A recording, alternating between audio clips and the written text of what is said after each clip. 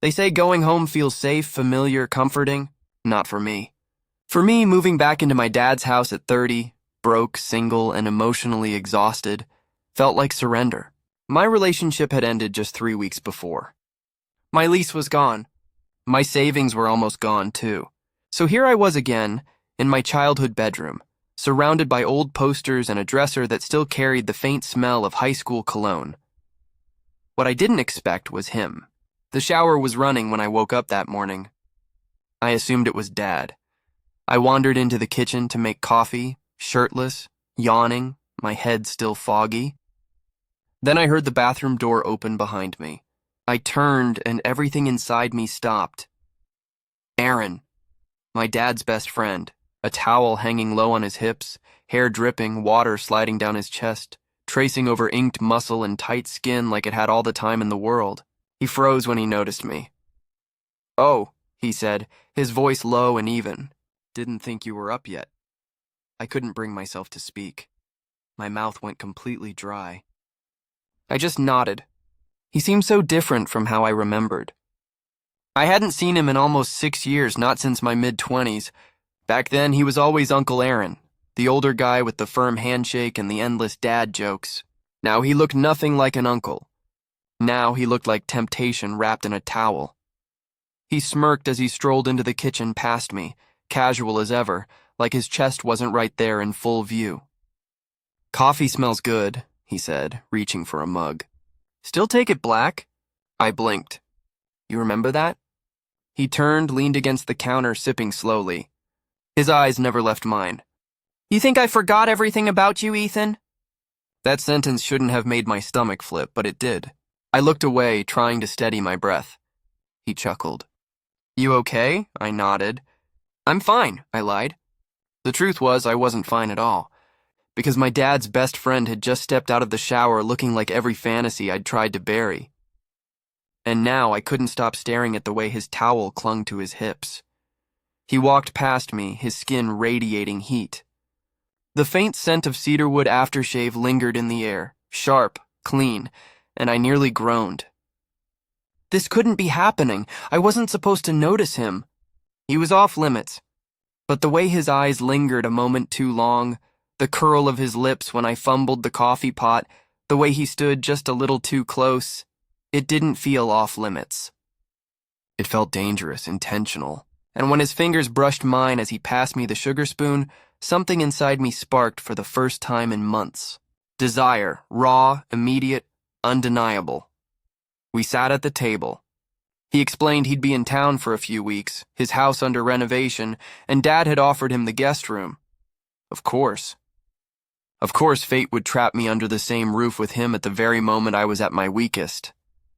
"I always liked this place," he said, glancing around. "Brings back memories." I nodded, sipping my coffee, trying to calm the storm in my chest. He studied me. "You've changed," he said finally. "Good or bad?" His smile was slow, certain. "Both." The way he said it, low, suggestive, made something ache deep inside me. He stood, stretching with his arms raised high, abs tight as the towel slipped just enough to steal my breath. Then he winked. "See you around, Ethan." And just like that, he walked away, leaving behind the scent of heat and the pulse of something dangerous. My body knew exactly what it wanted, and it came wrapped in 6 feet of muscle, tattoos, and trouble. But I couldn't let that happen. Could I? I tried to avoid him. I really did. I told myself it was nothing. Just a moment, just the reaction of seeing someone attractive fresh out of the shower. My dad's best friend, yes, but still just a man. A towel, a body, a scent, nothing more. I repeated that to myself again and again, but the next evening, when I came downstairs for water in nothing but basketball shorts and a tank top, I found him again. This time, shirtless in the living room, stretching on a yoga mat like it was the most natural thing in the world. He glanced up, smiled easily. "Didn't mean to steal your spot." I froze. "It's fine." The mat squeaked beneath his palms as he eased into a deep stretch, his back arching, muscles rippling under his skin. The tattoos on his shoulder shifted and flexed with every move. His joggers sat dangerously low, revealing that sharp V-cut that could make anyone forget their better judgment. I stared too long. Far too long. And when I finally looked up, he was already watching me. He didn't blink, didn't smirk, didn't tease. He just held my gaze, slow and steady, like he was daring me to admit what I was thinking. My stomach twisted into knots. "Join me," he said suddenly, patting the mat beside him. My throat tightened. "I haven't done yoga in years." "Doesn't matter. You're still flexible, right?" That line, God, that line hit me like a spark. This wasn't just playful teasing anymore. This was something else. Something charged. I hesitated, but the reckless part of me answered yes. I stepped onto the mat, sat beside him, tried to stretch. My arm brushed his. My knee touched his thigh. His body radiated warmth. "Too much warmth. You always tense up when someone touches you?" he asked softly. I glanced at him. "I don't know. Depends who it is." He smiled, eyes locked on mine. "Fair." Then, without warning, he reached out and adjusted my posture. His fingers brushed along my spine. Light, unhurried. His palm settled gently at my lower back. "Here," he murmured. "You need to breathe into it." His hand stayed there, steady, confident, and my entire body reacted like it had been set on fire. I looked up at him, breath shallow. He was already watching me. Our faces were too close now. Much too close. I could feel his breath, catch the faint citrus on his skin, and sense the heat rolling off him in waves. Something shifted in his eyes, a flicker of restraint fading. Then his hand slid just a little lower. And I didn't stop him. "I should go to bed," I whispered. His voice dropped, low and rough. "Should you?" The way he said it wasn't really a question. It was a challenge. I shot to my feet, pretending calm while my heart pounded so hard it rattled my chest. I made it to the stairs before his voice stopped me. "Ethan." I froze. His tone was calm, but it carried weight, like he knew exactly what he was doing to me. "I've seen the way you look at me," he said. Silence. He let it hang there, heavy, like a secret I hadn't confessed. I turned halfway, unable to meet his eyes. "I'm not saying it's a problem," he added. "I'm just saying I see it." My pulse thundered in my ears. "I'll see you tomorrow," he said softly. Then he lifted his towel, slung it over his shoulder, and walked past me like nothing had happened. But everything had, because that night I couldn't sleep. Not with the memory of his hand on my back. Not with his eyes dark and burning with something unspoken. And not with the realization that he wanted me to keep looking. I barely slept, lying awake in the dark, staring at the ceiling, trying to calm the fire he'd left burning in my chest. In my head, I kept replaying the feel of his hand on my back. His voice, the way he said my name. Aaron, my dad's best friend. And yet the way his eyes lingered told me he didn't see me as a kid anymore. He saw me as a man he might actually want. The next morning, I stumbled into the kitchen, still half dazed, shirtless, hair a mess. The summer air was heavy, clinging to my skin, making my shorts stick. I wasn't thinking clearly, only hoping he wouldn't be there. But he was, leaning against the counter, sipping coffee, wearing nothing but gray sweatpants that left very little to the imagination. He raised an eyebrow. "Rough night?" I blinked. "Yeah. Couldn't sleep." Aaron's mouth curled into a small, knowing smile. "Same." Then his eyes dropped, deliberate, before he asked, "You sleep like that?" I glanced down. My tank top hung loose off one shoulder, and I wasn't wearing underwear. Heat rushed to my face. "Didn't realize anyone was up," I muttered, turning quickly toward the fridge. He didn't answer right away. Instead, he moved past me, slow, steady, his arm brushing against my back. That same touch. That same heat. "Some things are hard to ignore," he said behind me, voice low. I froze. I didn't know if he meant my clothes or something else entirely. I turned, slow, cautious. He was standing far too close, his eyes on me like he was reading my thoughts. Like he already knew exactly what I wanted, and was waiting for me to admit it. But I didn't have to say a word, because then he said, "You've been looking at me like you want something, Ethan, but you haven't asked." My lips parted. I couldn't breathe. My whole body buzzed. "What if I do?" I whispered. Aaron leaned in, his mouth hovering dangerously close to mine, his eyes sliding downward, slow, deliberate, scanning my chest, my skin, the way I stood in front of him. His voice dropped lower. Then you'd better be sure, because I'm not the kind of man who holds back once you ask. My knees nearly gave out. His words were heavy, thick with warning and promise all at once. My heart hammered. I've never done anything like this, I confessed, my voice barely audible. Aaron's gaze softened just for a moment. Then let me show you. The air between us pulsed with something electric. He reached up slowly, 2 fingers brushing against my throat, trailing down like he was memorizing every inch. You're tense, he murmured. I wonder why, I tried to joke, but my voice betrayed me. He stepped closer, until our bodies nearly touched, heat rolling off him in waves. The closeness was overwhelming, every nerve in me on fire. His voice dropped to a growl. This isn't something you can ease into halfway. My eyes widened, caught between fear and want, but my body's reaction was undeniable. I wanted to be brave, to say something clever, but what came out instead was quiet. Hungry. Try me, we didn't kiss. Not yet, but something passed between us in that moment, something unspoken, something raw. And when he finally stepped back just enough for me to breathe again, he didn't smirk or throw out some cocky line. He simply said, Tonight. My room door's open. If you walk in, I'll take that as your answer. Then he left the kitchen like nothing had happened, like he hadn't just crossed every invisible line between us. But the heat in my chest, the ache in my stomach, I was already craving more. All day I told myself I wouldn't do it. I paced, I overthought. I distracted myself with chores that didn't matter.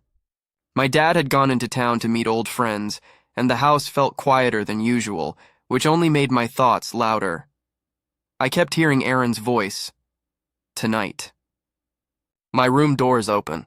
If you walk in, I'll take that as your answer. He was testing me. No, inviting me. And deep down, I knew my decision had already been made hours ago, so just after 11 p.m., when the house was dark and the air thick with the sound of summer cicadas, I stepped out of my room and walked barefoot down the hall. His door was open, the light inside was dim and warm, only a lamp glowing on the nightstand. He sat on the edge of the bed, back toward me, shirtless. His broad shoulders still glistened from a fresh shower, and a low hum of jazz floated softly from his phone. He didn't move, but I knew he felt me there. Aaron, I whispered. He looked back over his shoulder, then stood slow and deliberate. His eyes never left mine as he crossed the room, reached for the door, and click. Closed it, click, locked it. The sound echoed down my spine. You came, he said quietly. I nodded. I don't know what I'm doing, I admitted. That's okay, he replied, stepping closer. You don't have to. My chest tightened with nerves and heat as he moved behind me, not touching, just close enough that his presence wrapped around me. You felt this from the start, he murmured. I didn't understand it back then, I confessed. His lips brushed near my ear, his voice low. It was hunger, and you've waited long enough.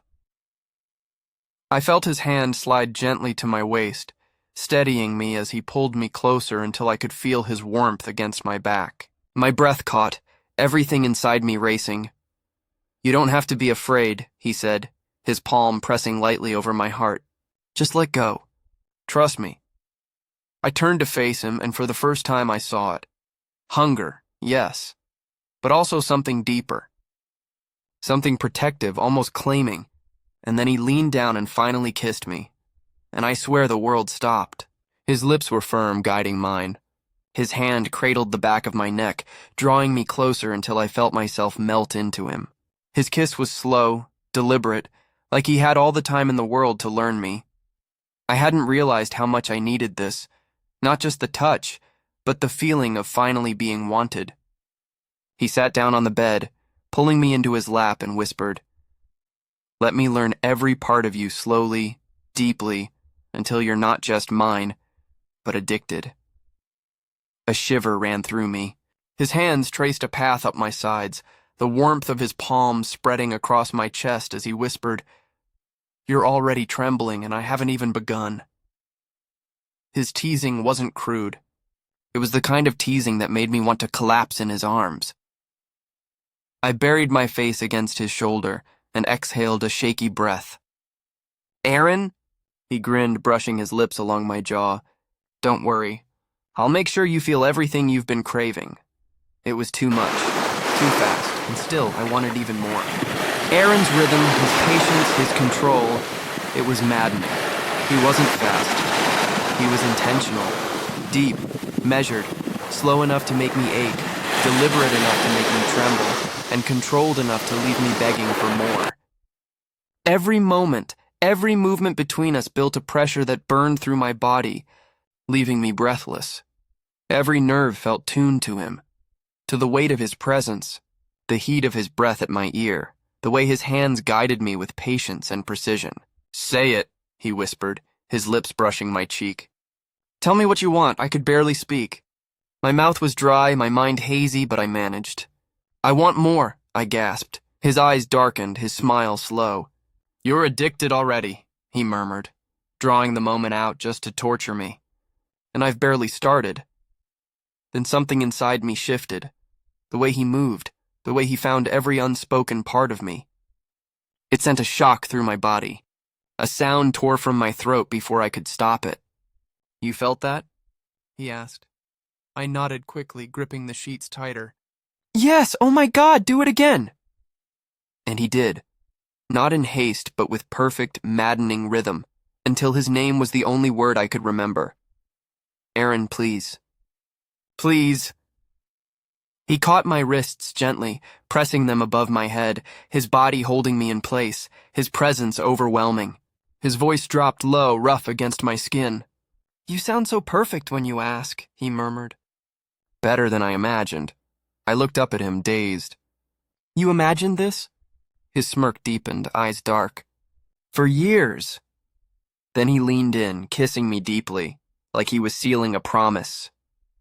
"I wanted you the first night I met you," he said softly. "But I waited. I waited until you were ready, until you wanted it the way I did." The words hit harder than anything else. This wasn't just desire.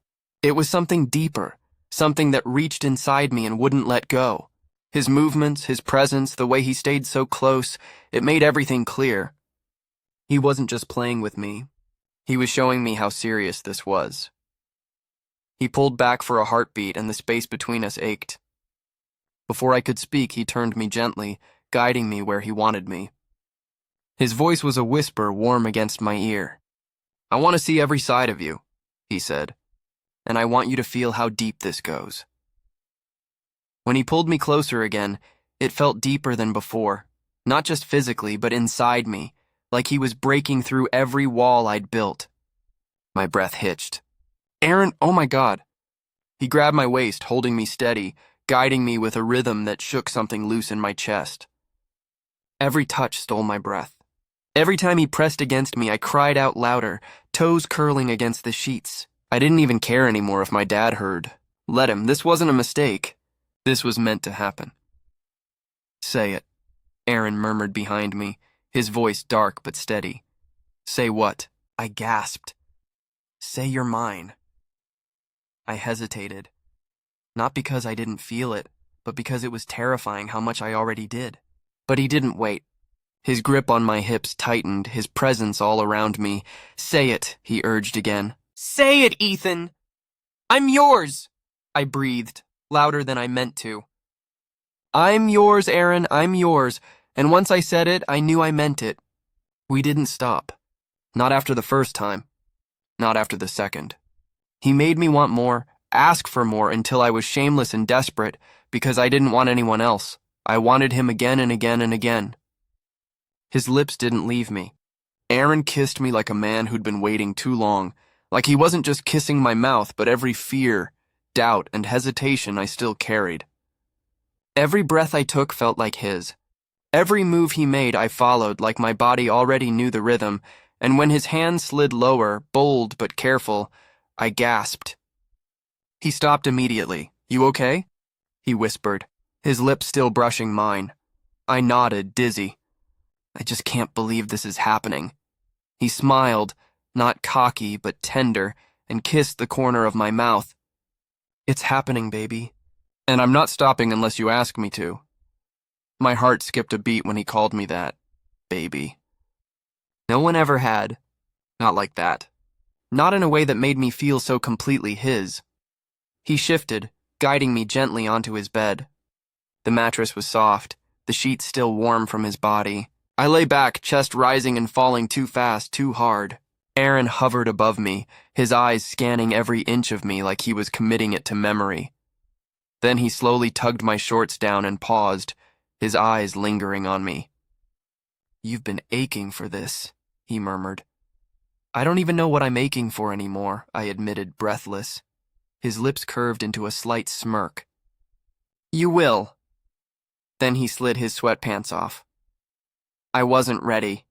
Not for what I saw, not for the sheer presence of him, the intensity in his body.